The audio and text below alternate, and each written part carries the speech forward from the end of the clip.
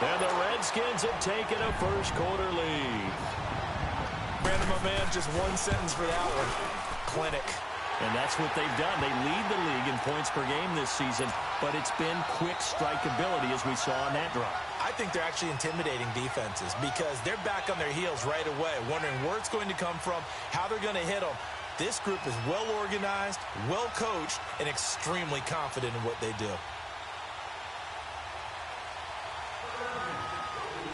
Out is the kickoff unit as they run up and send this one away. This is fielded at the chalk of the 10. And he will be brought down here at about the 17-yard line.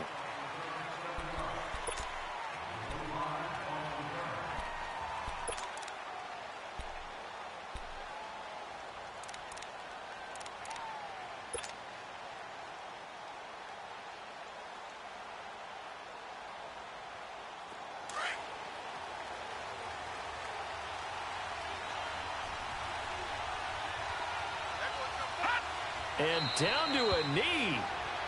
Well, that's one option.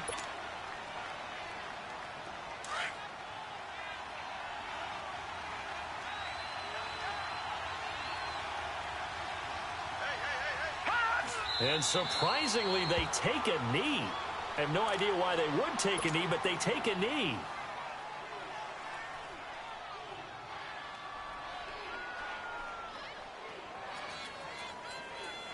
So time to start going in the other direction as they come up now 3rd and long. Hurry up, here we go. 319.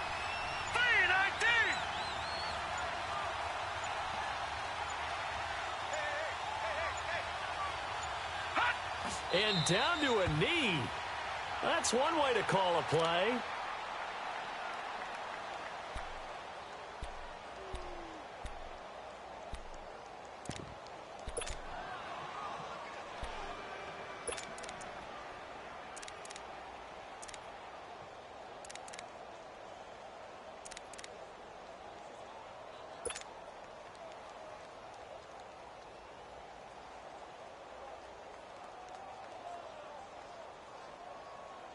And boy, down a touchdown already, but they're going to line up to go for it on their side of the field.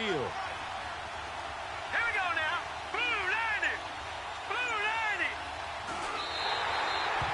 I don't know why you would do that. It's almost guaranteed points the other way. I mean, I get it if it's a late game situation, maybe even 4th and inches. But boy, that's a huge risk to take. Yeah, now they're set up in prime position going the other way. And Rosas puts this one through. And the lead moves to 10-zip. So the drive stalls out inside the 15-yard line, but they do get 3. And I've talked with enough players nowadays that when they have these types of kicks, that no one says to their guy, hey, that's just like making an extra point, piece of cake. Because the extra point is not a piece of cake anymore. But kicking a field goal from that distance, just give him confidence and let him knock it through. And Green Bay getting ready to go as they take the field. And on that last drive, went for it on 4th, turned it over. But good job by their defense, though. They held them to 3, but this offense, they've got to be a little bit better, a little bit more careful here. And sometimes when you see these calls on 4th down, when they decide to go for it, it's not necessarily the coach saying, I believe in my offense. Sometimes the coach saying, I believe in my defense. I can afford to go for it here, because if we don't get it, I don't think we'll give up more than 3. And that's exactly what happened there. You think that factored in? I do. I think that he had that in his mind going into the game, that I'm going to be aggressive on offense because I know I've got a defense that can hold up their end. Detroit! Detroit!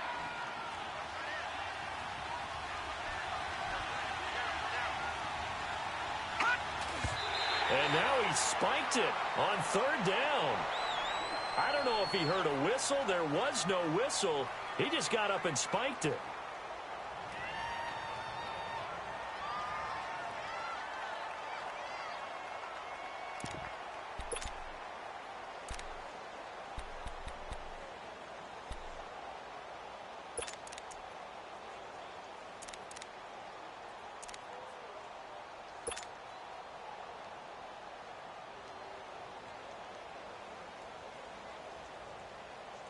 The 3 straight incompletions, they don't care. That hasn't dissuaded them. They're going to go for it on 4th.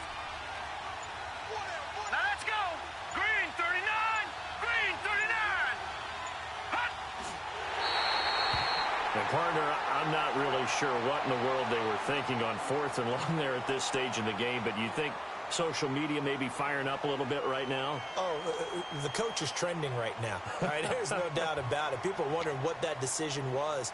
But it takes me back to a number of years ago. A very successful coach in the league had told himself before a playoff game he was going to be aggressive. No matter what, he's going to be aggressive. And it ran his team into some real problems early, and they got upset in that playoff game. Let's see if this team can recover. Well, that's aggressive in capital letters with glitter, 7 underscore. I mean, that's the definition of aggressive. Yeah, you can almost hear the cheerleaders doing the be aggressive chant behind him, and he listened to it. They'll run it now out of the gun. And not much to speak of there. Maybe a yard down to the 20.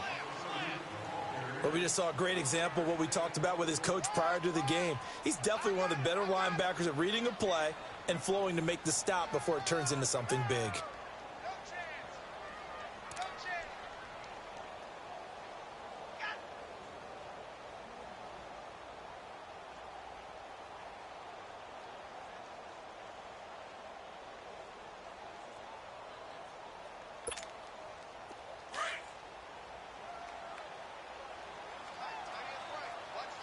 Delta. Here we go. 5 down, 5 down. Go Delta. Go Delta. On the ground, this is Leonard Fournette. And brought down, but not before they get it inside the 10 to the 7. A solid pickup of 13 sets him up 1st and goal.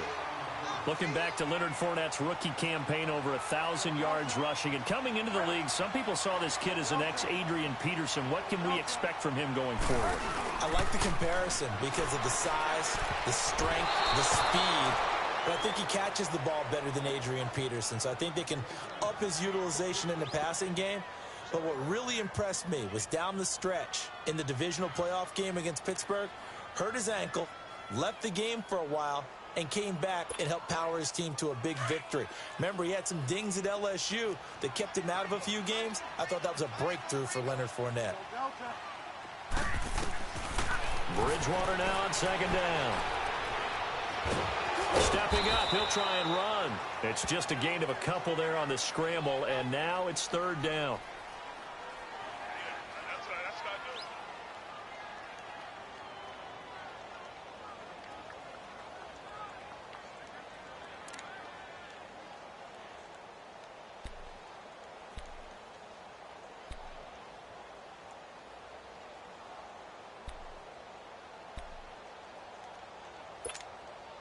They've been denied touchdowns in the red zone twice already.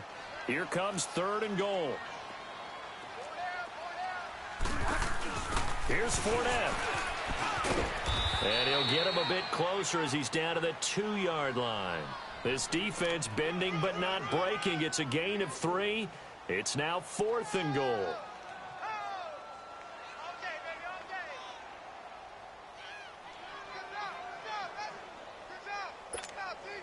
So out comes the field goal team now for the 2nd time here today. From the right hash at a bit of a tight angle. And the kick by Rosas is good. And they add on to their 1st quarter lead. It's now 13-0. So 2 first-quarter field goal attempts for him, and he's converted on both. I like the positive right there. 2 for 2, got the points on the board. The negative side is they didn't score touchdowns. And, of course, going forward in this game, that's going to be the aim, and hopefully he'll be kicking extra points instead. And Green Bay getting ready to go as they take the field. And Larry,